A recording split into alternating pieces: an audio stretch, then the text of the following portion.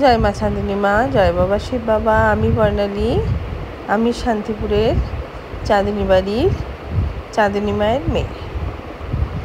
শুধু আমি নয়, চাঁদিনী মায়ের ছেলে বা মেয়ে আমরা প্রত্যেকেই। ঈশ্বর সর্বভূতে সমস্ত জায়গায় আমাদের চাঁদিনী মা 550 বছর ধরে দাঁড়িয়ে আছেন এই শান্তিপুরের চাঁদনী বাড়িতে, পঞ্চমুণ্ডের আসনের ওপরে। আর একজন শান্তিপুরের 3টে চাঁদনী মা, 3টে জায়গায় চাঁদনী মা পূজিত হন।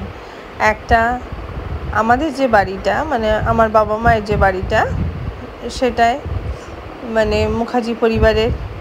আর একটা ভেতর চাঁদনী বাড়ি, সেটা বন্দ্যোপাধ্যায় পরিবারের। এবং ঘাট চাঁদনী বলে আর একটা বাড়িতে পূজিত হন মা। তো সেখানে ঘটনাটা আমি বড়দের মুখে শুনেছি। আমাদের বাড়ি ওখান দিয়ে না গঙ্গা বইতো আগে।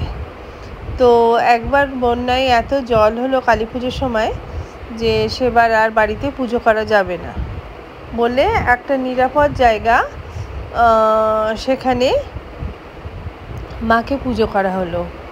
এবার মাকে তো সে বছর পুজো করা হলো, কিন্তু যেখানে পুজো করা হলো সেখানকার লোকেরা, মানে সেই বাড়ির বা সেই জায়গার এলাকার বাসিন্দারা, তারা আবার পুজো করতে শুরু করলো। সেটা ঘাট চাঁদনী বলে পরিচিত। ইতিমধ্যে আমার অনেক মানে আত্মীয় স্বজনরা যারা বলছেন যে চাঁদনী মায়ের নামে বাড়ি করে, মানে অনেকে বাড়ি, মানে পুজো হচ্ছে অনেক জায়গায়। তো অনেক জায়গায় পুজো হচ্ছে, সেটা তো চাঁদনী আমাদের অনেক সৌভাগ্য যে মাকে সবাই মেনে নিজের বাড়িতে আবার পুজো করছে, তাই না? আর এটা কোনো মানে চাঁদনী মায়ের কারুর ঈশ্বরের কোনো কপিরাইট হয় না, সেটা আমি বুঝেছি। আমরা নেপালে ছিলাম, তো আমরা পশুপতিনাথ মন্দিরে যেতাম। আমার হাজব্যান্ড ডিপ্লোম্যাট ছিলেন। তো পশুপতিনাথ মন্দিরে একবার আমার মোবাইলের আলোটা জ্বলে গেছিলো। তখন যে গার্ড ছিল সে দৌড়তে এসেছে, কারণ ওখানে মোবাইলে ফটো তোলা অ্যালাউড না। তখন আমার হাজব্যান্ড বলল, তুমি জানো আমি কে? আমি এখানকার এম্বাসির one of the chief person.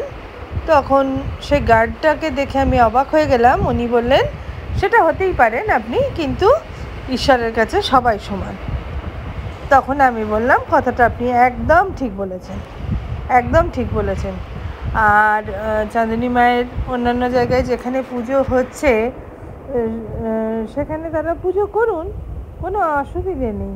আর এটা তো শাড়ির দোকান না যে আদিমোহিনী মোহন কাঞ্জিলাল বা আদি ঢাকেশ্বরী বস্ত্রালয় যে আমাদের কোনো শাখা নেই, এটা আমরা বলতে পারি না। কিন্তু দর্শক বন্ধুরা, আপনারা এই শান্তিপুর চাঁদনী বাড়িতে আসুন, পুজো দেখুন, আপনাদের খুব ভালো লাগবে। আর আরেকটা কথা, যে মা কারুর কোনো মানে ইচ্ছা পূরণ হবে না সেটা মা হতে দেন না। মা এখানে সত্যিই মা, মানে আপনি মায়ের কাছে আবদার করলেন কোনো, হয়তো মা তক্ষুনি না দিতেও পারেন আপনার নিজের মা হলেও, কিন্তু মা সেটা নিশ্চয়ই পূরণ করবেন। সেটা আমি এই বাড়ির মেয়ে বলে বলছি না, লাখো ভক্ত এখানে আসে। আপনারাও আসুন, মাকে প্রণাম করুন। মায়ের চোখ, আপনাদের সমস্ত মনের কামনা মাকে বলুন, দেখবেন সব ইচ্ছা পূরণ হয়েছে। নমস্কার বন্ধুরা, খুব ভালো থাকবেন।